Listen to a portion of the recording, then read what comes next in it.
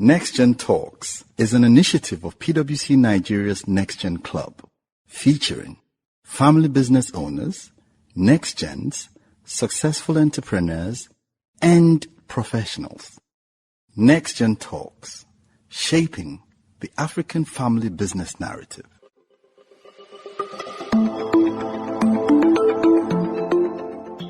Welcome to episode 4 of NextGen Talks, an initiative of PwC Nigeria's NextGen Club. My name is Chinasa Ogwo, and I'm the host for this podcast.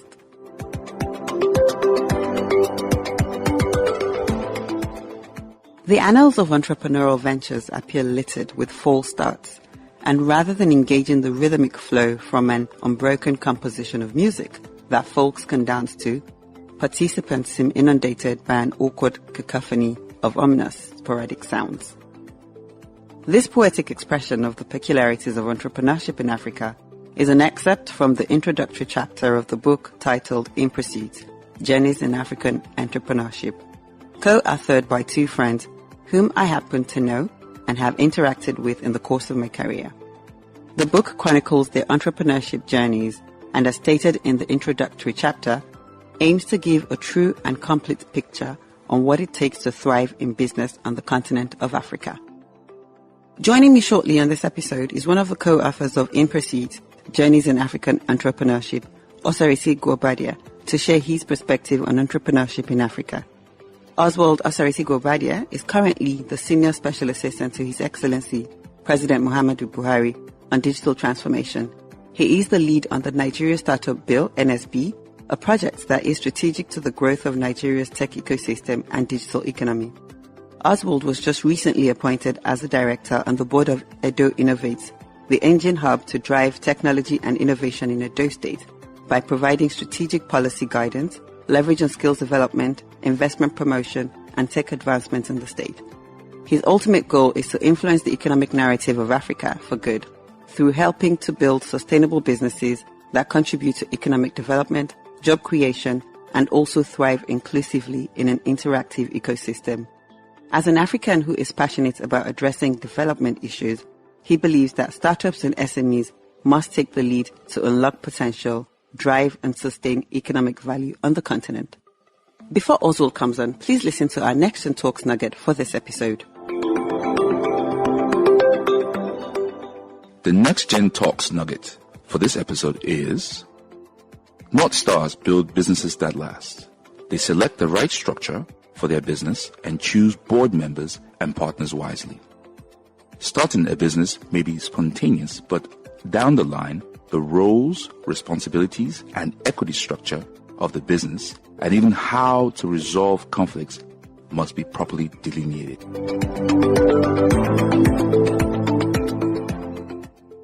Welcome, Oswald, and thank you for coming on NextGen Talks.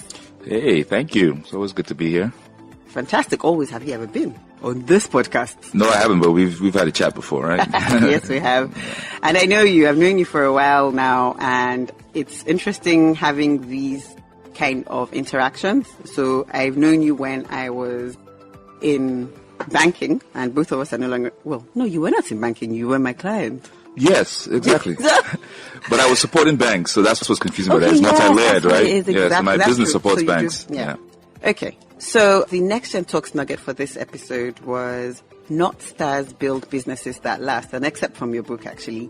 They select the right structure for their businesses and choose board members and partners wisely. Can you just shed more light on that quote, which is an excerpt from your book, In Pursuit? Yeah, so basically, I'll take that back a little bit to, what's a North Star? Very good. Right? So a North Star is somebody you look up to. So when we thought of the phrase, although I've heard it used in different ways, we actually pictured a baby in the prom looking up at, the mobile toys in the prom, right? So that's going to be a constellation above you. Right. So as adults working now, we kind of see ourselves with people above us that we look at and say, this is who I want to emulate on different things, right? Mm-hmm. So you may want to emulate, Mr. X on how he treats his kids. Mm-hmm. Or you may want to emulate Mr. P on how he treats his wife. Yeah. And then you may have a mentor who you love how he runs his business and how he interacts with his staff. Right. And that's who you emulate, right? Okay. So the idea of that chapter was particularly saying, put together a constellation for yourself. Okay. Right? That helps set your path. exactly what stars do, right? So they help you set a path. Yeah. So it all kind of plays together, right? So you put together a bunch of people who are your stars, your North Stars, and that actually helps you lead you to where you want to go. And you actually get to trim that constellation depending on when your direction changes. Right, I see. Right? So when you're in banking, I'm sure there was one banker there who were like, wow, when I become, I want to be her or I want to be him. Yeah. But then when you change into entrepreneurship, that person no longer serves the purpose anymore because they're not North Star. Exactly. So your direction has changed. So that's what we meant by that. So to answer your question more directly, is basically looking for somebody who has set up their business in a way that you admire. Right. Right. So we kind of gave some examples, boards, of course. So these are all things you want to do for your company, right? So you want your company to have the right board, so you get the right feedback and the right interaction board to executive interaction. You want to treat your staff well, and so forth. So it's key to look for people who have sat on boards and say, okay, this is a kind of like, I have an age mate of mine who has been on several boards. Right. I look at her as my North Star. If I ever get a board of that caliber, she's the first person I go speak to and say, hey, what should I do? What should I watch out for? Okay. What do you think? So she's like, she's been a North Star for a very long time. And that's something about North Stars. They don't have to be older. Right. She's actually my age mate. Yeah. She's actually my age mate. So her exposure is different from my exposure. Right. So from that perspective, I look at her as a North Star for a lot of things. Okay. That's interesting, and I like the North Star analogy, and it sounds to me, if we're going to just put that simply, is like a mentor, right? But then it's not a mentor because you don't necessarily, is it like, it's from a distance, so it's someone you look up to and you're learning from afar. So the problem with mentorship is that it's often misplaced. Okay. So what happens is that you have a North Star, you don't necessarily have to approach them. Okay. Right? So what happens in our environment, in our marketplace, is that people always feel they need to approach their North Stars. They make that a target. Yeah. Like, oh, that guy, I look up to him, so therefore he must be my mentor. Okay. Is that a bad thing? I wouldn't use the word bad, but I would say it's not very effective.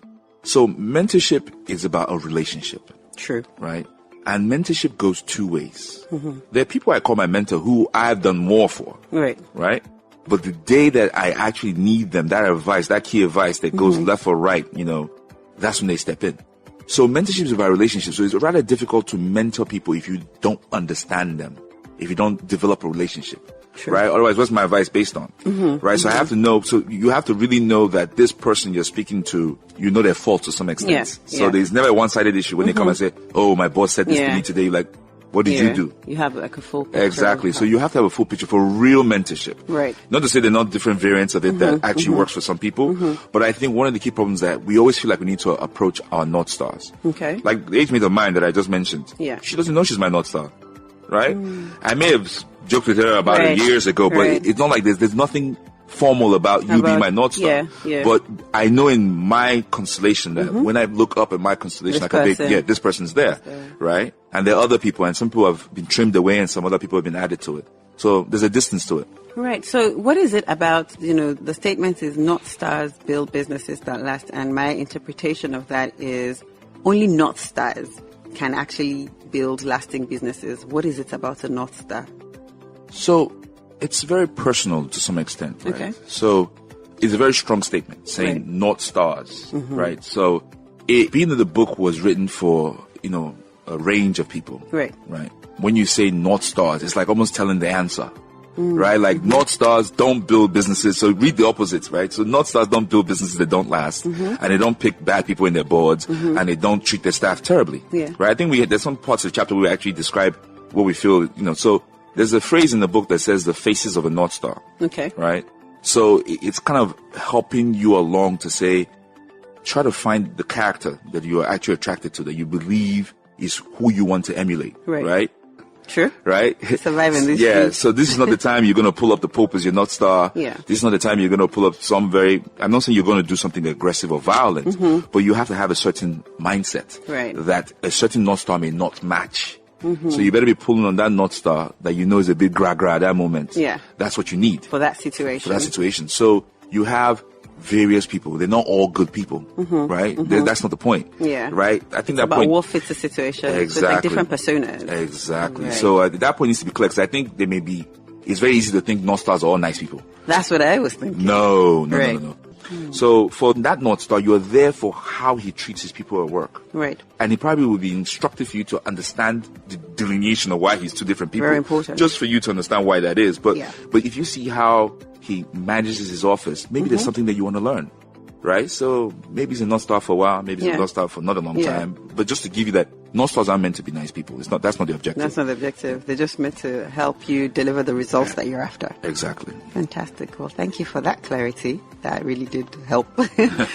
Okay, so I'd like to just ask you to share what you think the African entrepreneurship journey is about. And I ask that because the focus of this episode is how we can shift the narrative of entrepreneurship in Africa.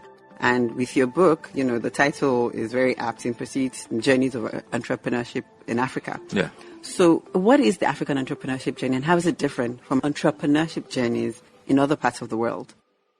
So, one of the key things I tell people, I say that, when you're doing business in Nigeria and Africa, you're building the very next step, right? Okay. So, and anybody, somebody would say, well, how is that different from Silicon Valley, right? So you're creating something that never existed before. Right.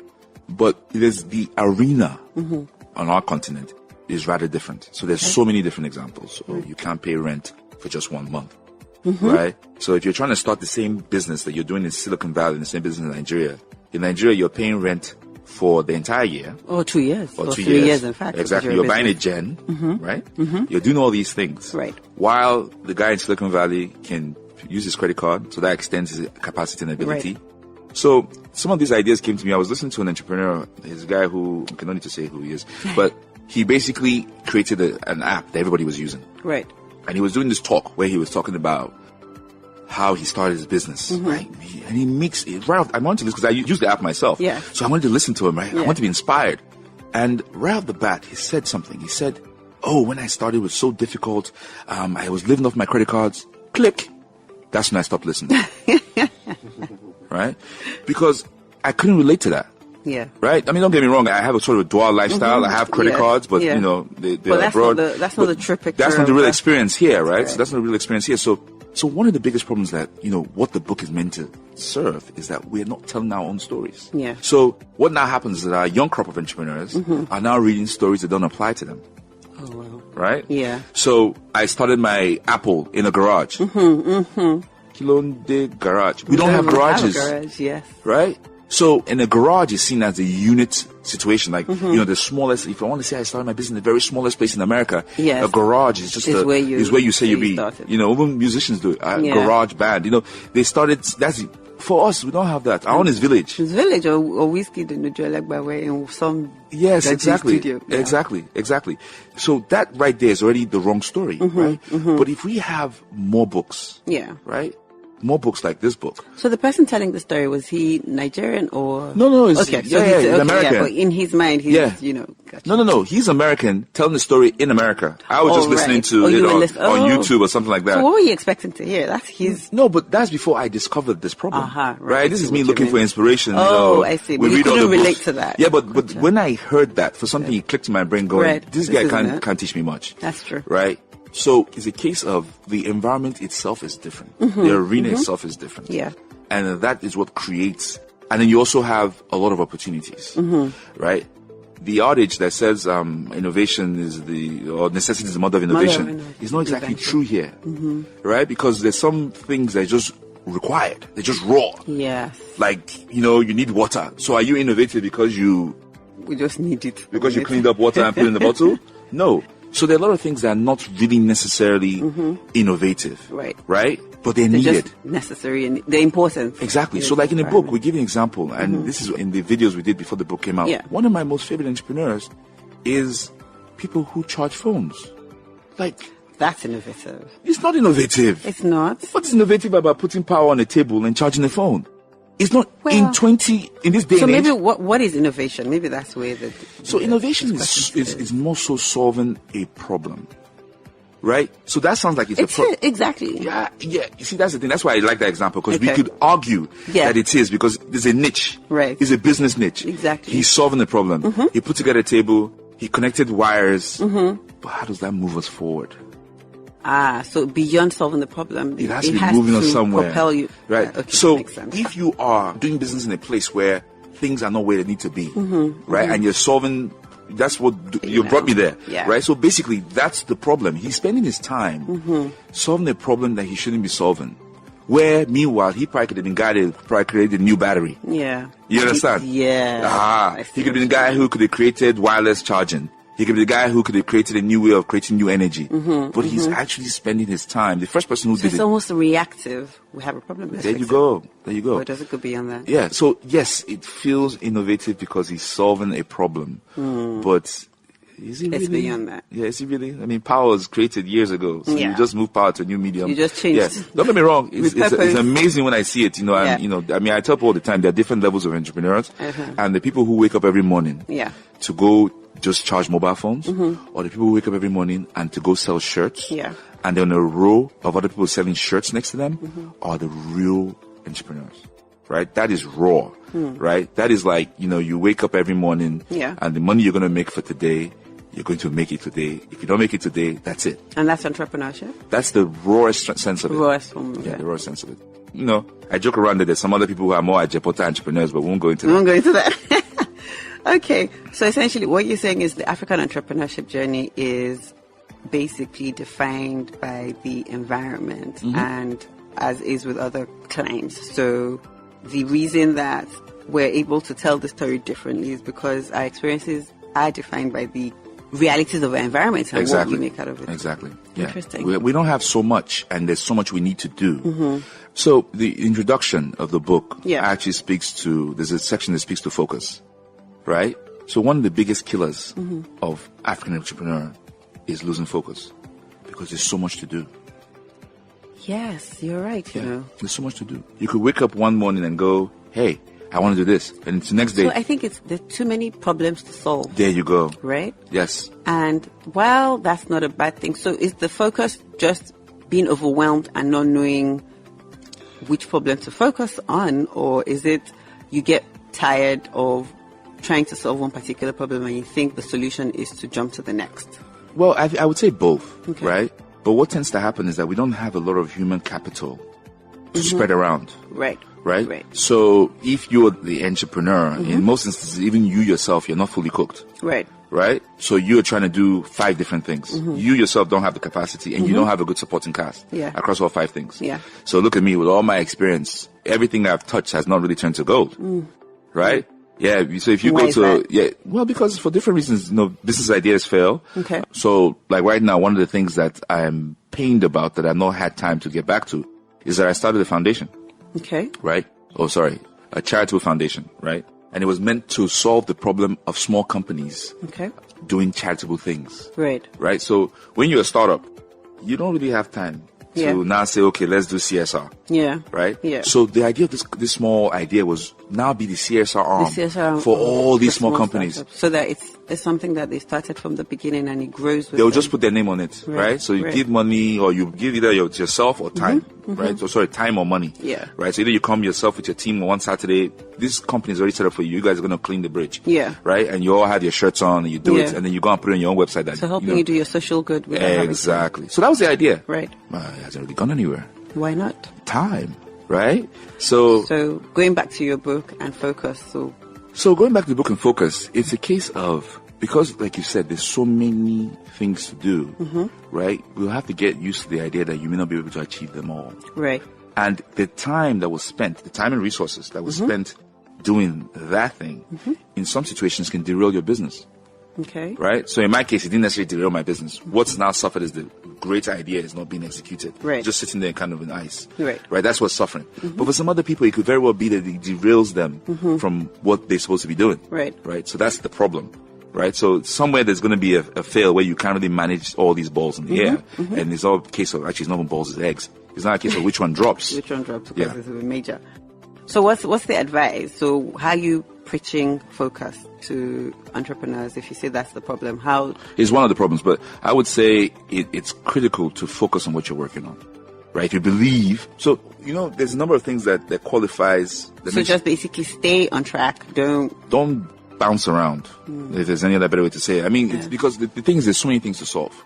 right? Because in Nigeria, True. you can wake up in the morning and be an oil guy, Yeah. and then by afternoon you are running a clinic, Sure. and by evening you are doing cargo. I mean, but that's what you do. Yes, you're in so many different parts of different sectors, industries. No, but a lot of times they all so let me example of this. Connection. Yeah, Okay. they tied in. So you remember in the beginning of this conversation, Yes. you said, "Should I introduce you with your government?" Correct. And I said, "I'm beginning to learn that I'm living the reality of what I said I'm going to do." Right. Right? So it's not really different. It feels that way, right? So a lot of times, when people do things, it's driven by a certain purpose. Yes. Right? So there's a core. There's something. Exactly. Yeah. So if I said years ago that I love entrepreneurs and I've always tried to help entrepreneurs Yes. and I've been mentoring so many entrepreneurs, and then I write a book, Right. right? And the book is to do what? Talk about entrepreneurship. And to help entrepreneurship. So when you may see that it's all over the place, there's a I line actually do see it. that brings Yes. it all together. And then I take on this government role, sabbatical with the government. Transparency policy. And the very first thing I'm doing is what now? A bill To do for what? startups. There you go. So it's all in line, right? Fantastic. So, but sometimes you don't see when it's forming. Yeah, because I agree. Because you're sitting on it's like you're sitting on a rapids and it's just taking Sure. you. But if you are somewhat true to yourself, Or you step outside and just see. yeah, and then you see how it's forming. How it's coming together. Cool. I like that. So another interesting part in the book is you talked about SMEs being the backbone of any economy, but in Africa, they tend to become the ground that big corporations walk on. And when I read this part, and the example that you gave, it was so interesting. And I would like for you to just, expand on that in terms of what you mean by the big corporations walking on SMEs. Well, it's in the book. Yeah. So, you don't need one big company or 5 big companies. You need hundreds, thousands of smaller companies, right?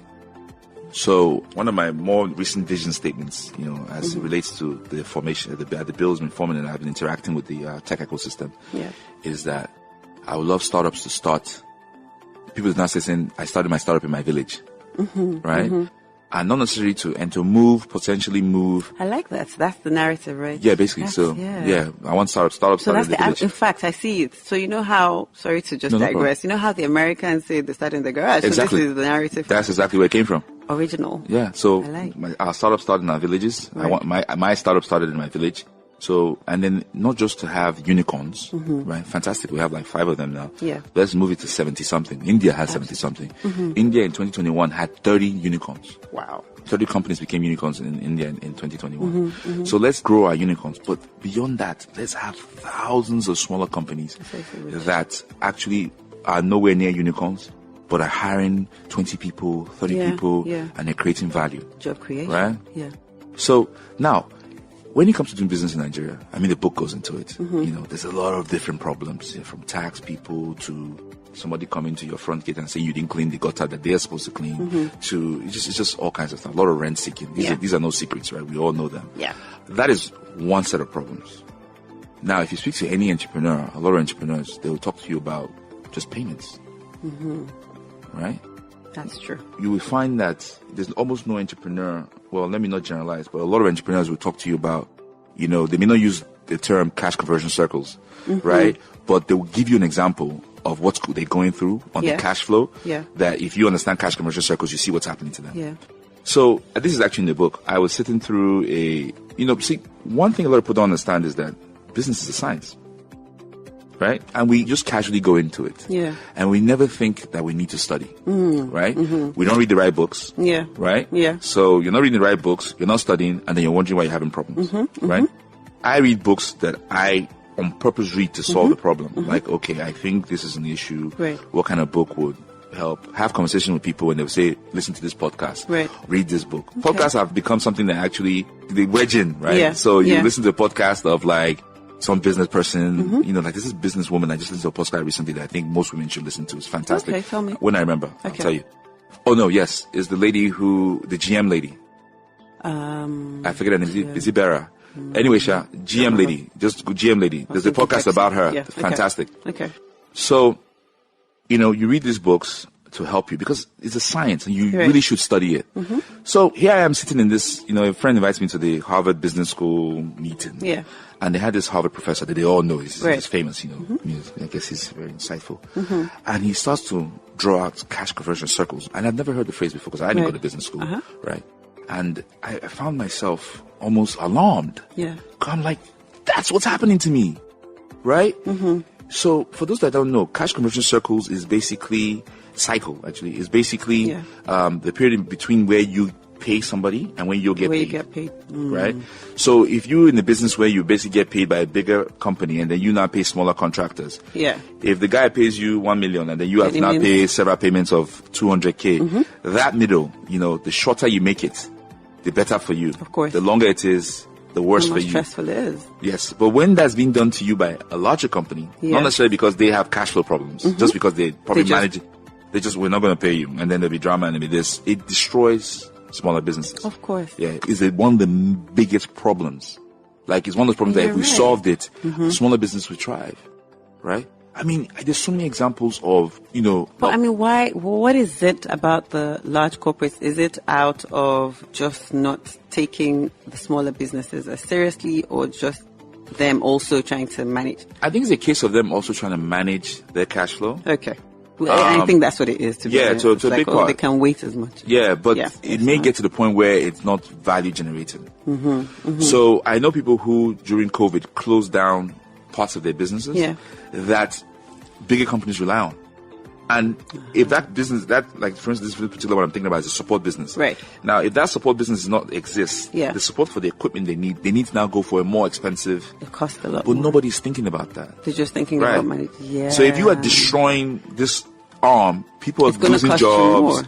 They're not going to be there to support you when you need it. They used to show up right immediately and solve the problem. Now you have to now start calling some hotline and getting support from wherever, and they're not going to get here tomorrow because they have to fly in. Nobody weighs that out. That's true. So when you now spread that across, because everybody just sort of focuses on that one thing and not see the bigger picture. So I particularly think there needs to be sort of a payment system. Okay. Right? So payment is it's big enough to talk about it like we are right now. Yeah. Because most entrepreneurs I've spoken to, once they start talking, when the payment thing comes, you just see they all the same reaction. Yeah. So I think it is enough of a need there to set up a payment system. Okay. Something that makes payment happen, even if it's just closer to the contract. Yeah. Right? Yeah. Something that, and especially in the environment, here's the one thing. So when you say payment system, what exactly? Because I'm thinking, I have a small business-ish and we do invoices, right? And then you get like reminders. So if you issue the invoice to someone, it's timed for them to get a reminder that, this invoice is pending. Is that? No, it's beyond that. It's beyond that. So interesting. So this is why podcasts are great.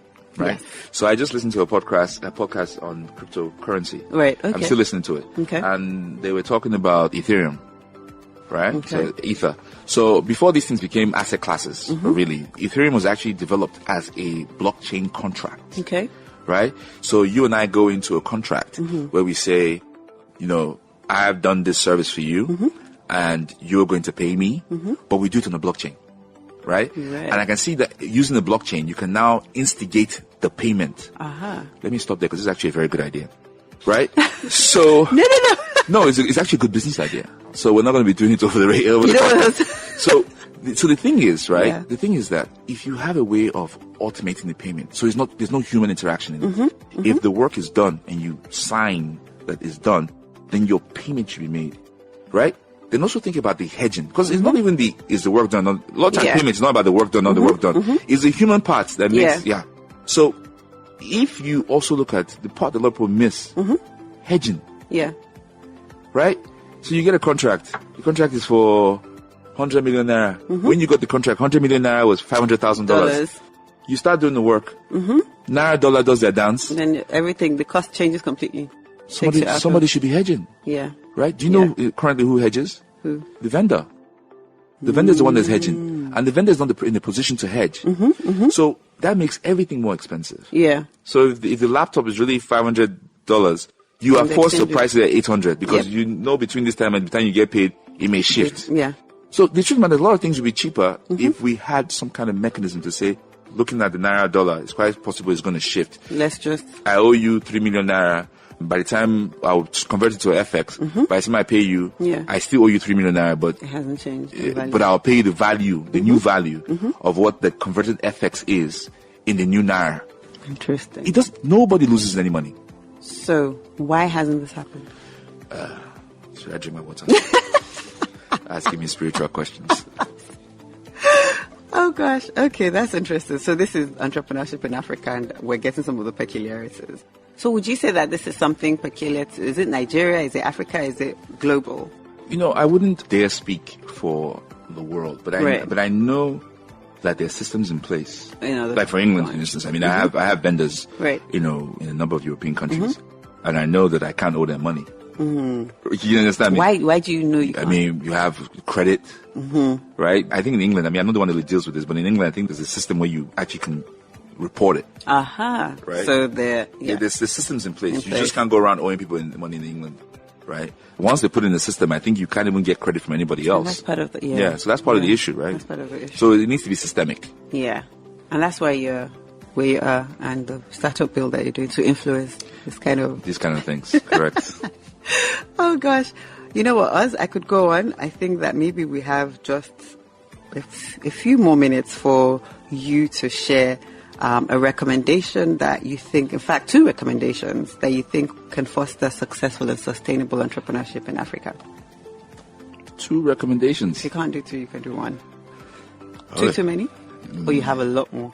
Two recommendations. So no, let me not waste the time just cracking up about the fact that you think it's 2. So like I said, no, I'm sure there's a lot more. Yeah, like your top 2. Yeah, I mean, business is a science, right? So respect it for that, right? Understand that the key difference between an entrepreneur and intrapreneur, right, is risk. Okay, right. That's the only difference, right? So I could be an entrepreneur and I'll come work for African Business Radio. Right. It doesn't mean that actually African Business Radio will gain from my entrepreneurial, approach to things, right? That's a great hire. Right. But the minute I go out and you're exposed and decide that I'm going to do an idea, is a statement, by yourself. Right? It's a very strong statement that says that this thing that I'm about to do is, and I have a vision for, it's going to feed me. Very, very basic, right? So it's important that you understand that it's a risk thing. Okay. That you're taking a very big risk. Right. And the risk being that you starve to death. It's plain simple. Okay. Right. So I make jokes all the time, like, I've been doing this for 15 years. I can't believe for 15 years I've been waking up every January and go, let's go again. Right? It seems insane. Yeah. Right? And of course, other things, life moves on. You're building a family on this, a number of other things. So I would say that, it's critical to, one, understand why you're doing it. Important. Right? I agree. Right? I wouldn't even say it has to be part of your purpose and da-da-da-da. But just even know the why. Yeah, but I think, know the why. Because I think the purpose thing, I think sometimes you have to go through a number of things to get to what's your purpose. So this may just be one of the things on your belt. Yeah. Right? So this is the idea of the toolkit. Right? And then I think it's also really important that you understand your environment. Very important, I agree. Yeah. So it's critical that you understand your environment. I think everything else falls into that. Right. So you understand why you're doing it, and then you also understand the environment that you're operating in. Right. So this brings in the whole idea of VUCA, and what level of volatility you're dealing with, what level of complexity you're dealing with, and so forth. Uncertainty. Yeah. So if you take that in cognizant, then look, this is what I'm dealing with. This is the environment I'm doing it in. Operating in. This is where I want. Like for instance, when I came to Nigeria to start my business, I mean, it was something that I had passion from when I was working in Goldman Sachs. I was sitting in Goldman Sachs, looking at Nigeria and say, wow, I see that opportunity. What am I going to do? So I started taking frequent trips, coming to Nigeria. I'm in Nigeria in April. I'm in Nigeria in, I've come to Nigeria for a weekend. Learning, meeting people, right? So you have to be intentional about it. So meeting people, learning the environment, would this business make sense? Who else is doing it? And so forth. Before you take that step, even taking that step, it wasn't really taking that step. I came and I took a job. Why? Because I still needed to understand the environment, learn who's selling what, who offers this service, where are the opportunities in the market, who's not doing what, right? And 15 years later, we're still doing the same set of things I wanted to do when I was a much younger person. You know, being overpaid. Overpaid. I remember that's in the book. I mean, so what I hear you say is know why you're doing what you're doing, understand the lay of the land, and that's essentially, you know, those two are very important to at least starting. It's a science. If you treat business as an art form, you'll get in trouble. It's not. But isn't it a combination, no? The art of business, yes. The fluidity of it, the beauty of it, and so forth. Yeah. But it's really driven by science. That's the foundation. It's like art. anchor. Do you know art students are actually very good mathematicians? Okay. People. If you find a lot of artists, because when you start doing proportionality on a piece of board, you are doing math in real time. But they're not thinking of it in that way, no? They may not be. Yeah. Oh, I see what but you mean. you run into people who actually know the connection. Yes. Right? They'll be like brilliant mathematicians, but they want to paint. Yeah. Right? Like, I paint and I'm really good at math. So. Okay. Interesting. Well, thank you very much. That was fun and enlightening. As always, it's always good to have these conversations with you. Thank you for sharing with our listeners, and to our listeners, thank you for listening to this episode of NextGen Talks. Catch you on the next episode.